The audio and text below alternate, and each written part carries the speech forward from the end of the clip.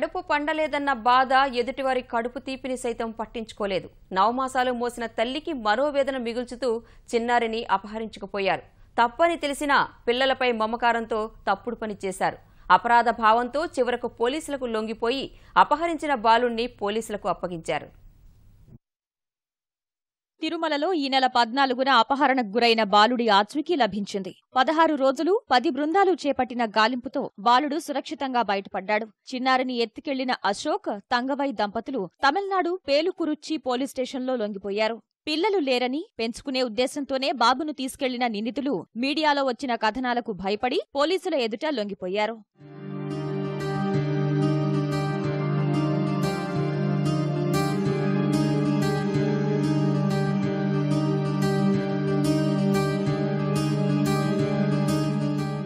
శ్రీవారి దర్శనానికి వచ్చిన అనంతపురం జిల్లా వజ్రకరూరుకు చెందిన దంపతులు రంగనాయక మండపం 6 బయటే నిద్రించారు.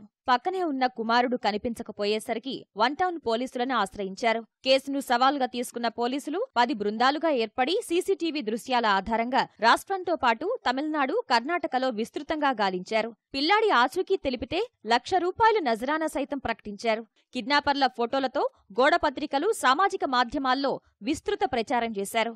చివరకు పిల్లాడు తమిళనాడులో సురక్షితంగా ఉన్నాడని తెలుసుకుని ఊపిరి పీల్చుకున్నారు. మనం చేసిన ఎఫర్ట్ వలన తమిళనాడు నమక్కల్ డిస్ట్రిక్ట్ లో కుర్చి అనే పోలీస్ స్టేషన్ పరిధిలో ఈ బాయ్ ని కిడ్నాప్ చేసిన అశోక్ అనే ముద్దాయి భార్య వాళ్ళిద్దరు కూడా తీసుకొచ్చి ఆ బాయ్ ని అక్కడ ఇప్పుడు సరెండర్ చేయడం జరిగింది. దీంట్లో టెక్నాలజీని యూజ్ చేసాము, ట్రెడిషనల్ పోలీసింగ్ కూడా యూజ్ చేసి బాయ్ ని ట్రేస్ చేయడం జరిగింది. తిరుమల తిరుపతి దేవస్థానం వాళ్ళు కూడా జేఈఓ గారు, శ్రీనివాసరాజు గారు, ఈఓ గారు చాలా సపోర్ట్ చేశారు.